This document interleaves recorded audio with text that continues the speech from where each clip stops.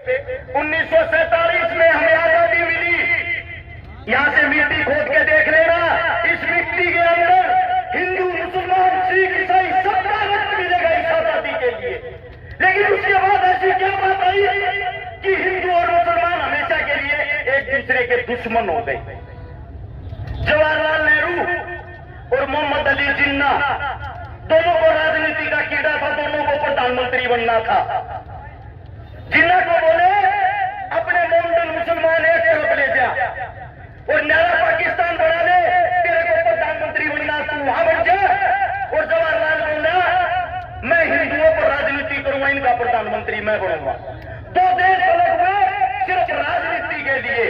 जब राजनीति के लिए दो देश अलग हुए, हिंदू मुसलमानों में इन लोगों ने इनकी तुच्छी राजनीति में मारकाट मचवा दी। उस मारकाट के अंदर मेवात का भी नंबर आता है। जब मेवात का नंबर आया, मेवातियों को बोला गया हिंदुस्तान को खाली करो, यह आप लोगों का देश नहीं है, पाकिस्तान चले जाओ। दिल्ली से रेल के अंदर बैठाते थे, आप लोगों को पाकिस्तान भेज देते थे। उस वक्त मेवातियों ने कहा हमारा हिंदुस्तान है, हिंदुस्तान किसी के बाप का नहीं, हम रहेंगे हिंदुस्तान में। और अगर पाकिस्तान लेके जाना है तो हमारी लाश को लेके जा सकते हो, जिंदा मेवाती को नहीं। इस बात का पता लगता है कि मेवातियों ने जिद पकड़ ली। देश के सबसे बड़े नेता उस वक्त के बापू गांधी को बुलाया गया कि यही मना सकता है इन लोगों को और कोई नहीं। ये हकीले हैं, ये जिस चीज पर अड़ जाते हैं जान दे देते हैं, वापिस नहीं आते। आपके मेवात के अंदर घासेड़ा गांव है, वहां पे बापू गांधी जी आए। गांधी ने आप लोगों को मनाया, तुम्हारे को अच्छी सुविधा दिलवाऊंगा, अच्छी फैसिलिटी दिलवाऊंगा, आप लोग यहां से पाकिस्तान चले जाओ, वापिस आ जाओगे शांति होने के बाद। ये गांधी के शब्द थे। उसी वक्त एक मेवाती बुजुर्ग ने खड़ा होकर कहा गांधी जी हमारे को हमारे देश के अंदर मिट्टी दे दो, मिट्टी नसीब करवा दो, वो काफी, अब देश को छोड़ के नहीं जाएंगे। ये बात सुनने के बाद गांधी ने ऐलान किया मेवाती हिंदुस्तान की रीढ़ की हड्डी है और मेवाती यही रहेगा। अब बात आती है आप लोग पिछड़ क्यों रहे हो? मेवात की खबर पढ़ के देखते हो कभी? हमारी साइड को अखबार आता है, टीवी आता है, उसमें दिखाया जाता है मेवात मिनी पाकिस्तान है। मेवात के अंदर तो बलात्कार होते हैं, मेवात के अंदर आदमियों को काटा जाता है।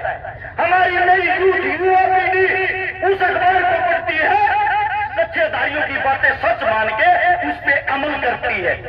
उनको यह दिखाई नहीं देता इस देश को जो हाल में चला रहा है, सरकार चलाने वाला जिसका नाम है नरेंद्र मोदी, भारत देश का प्रधानमंत्री, जिसकी जो जाति की अगर बात आती है, जिस जाति में उसने जन्म लिया, मैं मोदी साहब से पूछना चाहता हूं, मोदी साहब आप खुल के सबके सामने क्यों नहीं बताते आपकी जाति क्या है? आपने किस जाति में जन्म लिया है? तेली जाति में। और तेली जाति 1947 से पहले मुसलमानों के अंदर आती थी, 47 के बाद उन्होंने हिंदू धर्म में कन्वर्ट किया।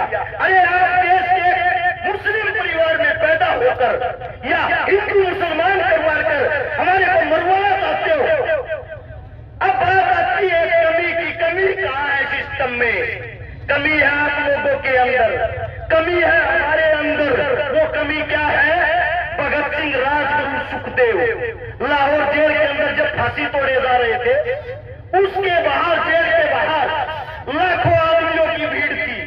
सब उनको क्रांतिकारी मानते थे, सब उनको देशभक्त मानते थे। वे लाखों आदमी बाहर चिल्ला रहे थे इंकलाब जिंदाबाद, भगत सिंह जिंदाबाद। लेकिन एक भी आदमी के अंदर इंसानियत नहीं थी। वहां जितने बाहर खड़े थे, हिंदू, मुस्लिम, सिख, ईसाई खड़े थे, हिंदुस्तानी कोई नहीं खड़ा था।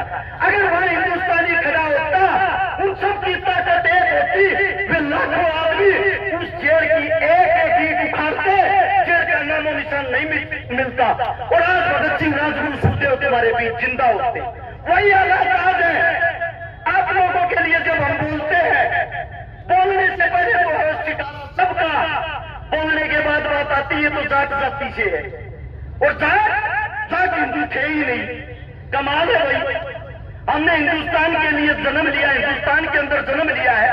हमारे बुजुर्ग हमारे सामने बैठ के मारेगा, कहता हूं ये रोज रोड़ा पर जो लठ खावे हैं, इनको बोलते हैं ये तो देशद्रोही है।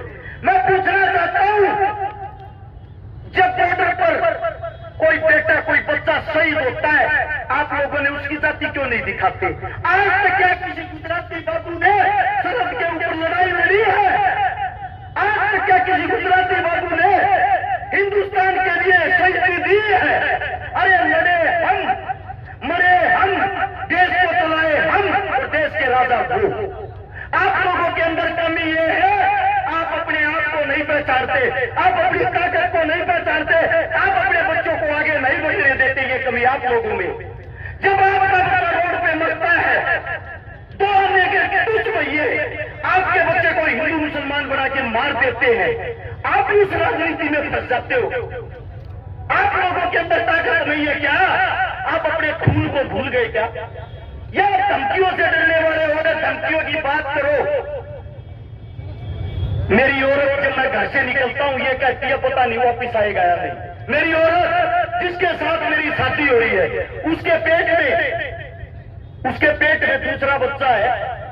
मेरे को यह भी यकीन नहीं है मैं उसका मुंह देख पाऊंगा या नहीं।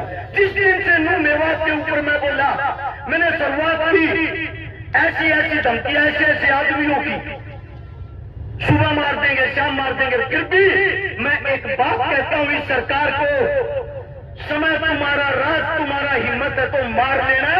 अगर मेरे बुजुर्ग जाग गए, इनका समय आ गया, इन लोगों ने हमारे को ताकत दे दी, हम भागने का मौका नहीं देंगे। फैसला आप लोगों ने करना है। अरे इस देश का राजा किसान होता है, किसान। इस देश को संभालने वाला किसान का बेटा जवान होता है। और आप लोग अपनी ताकत भूलकर हिंदू मुस्लिम जाट ब्राह्मण में फंसकर उन लोगों के बहकावे में आए हुए हो। चारों तरफ से धरती माप लेना। हर 7 किलोमीटर पर एक मंदिर मिलेगा, हर 12 किलोमीटर पर एक मस्जिद मिलेगी, हर 5 किलोमीटर पर पीर बाबा मिलेगा। मैं आप सभी साथियों से एक बात पूछना चाहता हूं, सच बताना, दिल से बताना, क्या एक भी हिंदुस्तान का राजा शिक्षा, स्वास्थ्य, रोजगार, पढ़ाई लिखाई की बातें करता है? जरूरत ही नहीं, क्योंकि उनको मजा आ गया है। हिंदू मुस्लिम उनकी खुराक हो गई है। आप लोगों को लगाओ, कुर्सी पाओ और फिर आप लोग भाड़ में जाओ। अरे आप लोग कब